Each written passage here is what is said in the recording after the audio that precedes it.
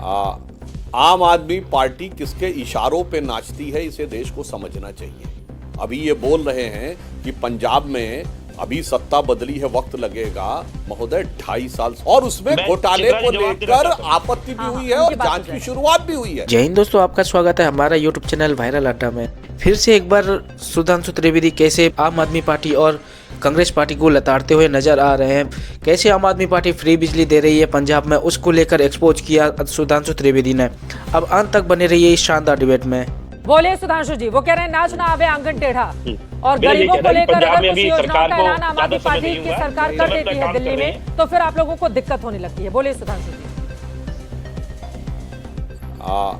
आम आदमी पार्टी किसके इशारों पे नाचती है, इसे देश को समझना चाहिए। अभी ये बोल रहे हैं कि पंजाब में अभी सत्ता बदली है, वक्त लगेगा। महोदय 2.5 साल से ऊपर हो चुका। फरवरी 2022 में आप सत्ता में आए थे और अब हम आ गए नवंबर 2024 में, और वाकई क्या दिखा है। कानून व्यवस्था ध्वस्त होने से लेके और भारत विरोधी शक्तियों ने जो तांडव दिखाना शुरू किया है, वो नाच नहीं है, वो नृत्य नहीं है महोदय, वो तांडव दिखाई पड़ रहा है। और कोई दर्शक जाके चेक कर ले, उससे पहले तो हमारी सरकार नहीं, कांग्रेस सरकार थी। उस समय पंजाब में कितना बिजनेस का इन्वेस्टमेंट आ रहा था और इस समय कितना इन्वेस्टमेंट आ रहा है। अब जो आपने दिल्ली का जवाब दिया, उस पर मैं बताना चाहता हूं दर्शकों से, इनका षड्यंत्र समझिए। इन्होंने बिजली का बिल माफ किया था, वो बिजली का बिल माफ आपको तो दिखाने के लिए किया था, क्योंकि सबके पास 0 रीडिंग का बिजली का बिल आता है। होना यह चाहिए कि बिजली की बिल का अमाउंट लिखा होना चाहिए, फिर लिखा होना चाहिए राइट ऑफ। अब 0 में क्या होता है कि वो बिल 500 का था, 1000 का था, या कितना बिल बना के पेमेंट किसको किया जा रहा है, इनसे पूछिए।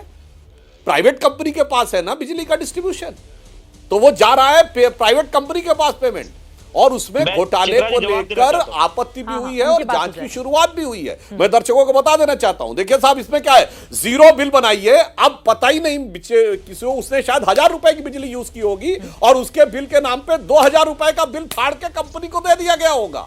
ये थी अंडरस्टैंडिंग। इसलिए बिजली कंपनी के बोर्ड पर जो 3 सरकारी अधिकारी होते थे, उनको हटाकर आम आदमी पार्टी ने अपने नेताओं को उनके बोर्ड पर रख दिया। इसीलिए कह रहे हैं नाच तो बहुत गहरा नाच लेते हैं मान्यवर आप, मगर अब जनता समझदार होने लगी आपके नाच का अर्थ समझने के लिए। राजेश गुप्ता जी, मैं जवाब दे दूं? बोलिए बोलिए।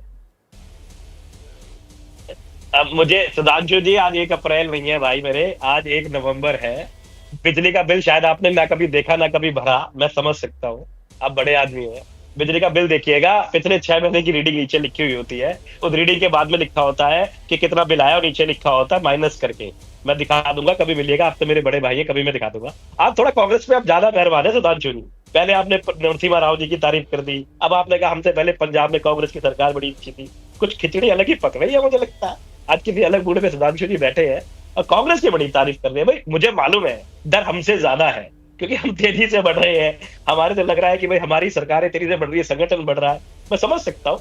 लेकिन कांग्रेस की इतनी तारीफ, ये तो आज मुझे लगता है कोई अलग ही मोड में भाई साहब बैठे हुए हैं। लेकिन मैं फिर आपको कह रहा हूँ, देखिए, एक पढ़े लिखे तरीके से हम अपनी सरकार को चलाते हैं। और हमारे, आपने कहा कि 2.5 साल हमें पंजाब में हो गए, बहुत टाइम हो गया। सर आप तो कहते हो 70 साल की बड़ी दिक्कत थी, समय लगेगा। 10 साल सरकार में रहने के बाद में आपने कहा हिंदुस्तान में 70 साल में कुछ नहीं हुआ, हमें और समय चाहिए उसे ठीक करने के लिए। तो सुधांशु मेरे भाई, आप, मैं फिर कह रहा हूँ, मेरे बड़े भाई हैं, चीजों को समझिए। इन चीजों को जनता समझ चुकी है। दिल्ली की जनता, पंजाब की जनता या देश की जनता इस बात को जानती है कि ये सब बेकार की बातें हैं। हम लोग जिनके लिए काम करते हो आप जनता है। आप ही का नारा था कि नीचे के पंक्तिंग में खड़े हुए अंतिम व्यक्ति तक फायदा पहुंचे, हम पहुंचा रहे हैं सर, आप सिर्फ बातें कर रहे हो। और आप जानते हो फायदे को हम पहुंचा रहे हैं उन लोगों को जिनको इसकी जरूरत है, उनको फायदा पहुंचाना चाहिए। सरकार इसीलिए होती है, इसको भगवान ने थोड़ा कम दिया है, उसको सरकार थोड़ा दे। सबको बराबर लाना है, सबको बढ़ने का। ठीक है, बोलिए, दिवाली बनाने दीजिए। ठीक है, ठीक है।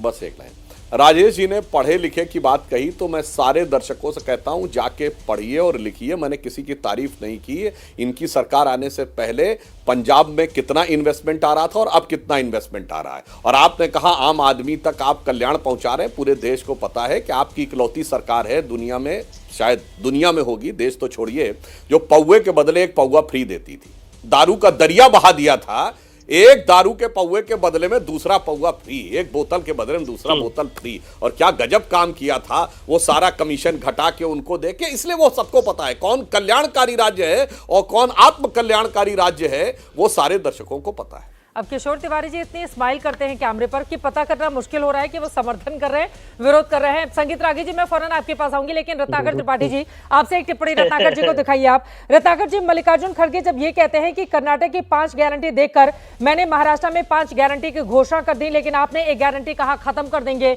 मैंने अखबार में पढ़ा है सखी प्रोग्राम वापस लेने की जो बात हो रही है, आप लोगों के लिए क्या ये गले की फांस नहीं बन रहा है रत्नाकर त्रिपाठी जी? या तो जितना बजट हो उसके हिसाब से आप लोग वायदा करें, और अगर वादा कर दिया है तो उसको निभाएं, क्योंकि जनता को भ्रम में रखकर चुनाव जीतना और उसके बाद अपने वायदे से पलट जाना, क्या मौजूदा परिस्थिति इस तरह की नहीं बन गई है रत्नाकर जी? चित्रा जी, पहली बात वापस लेने की बात नहीं थी, दैट वाज उन्होंने कहा था we will revisit the programme.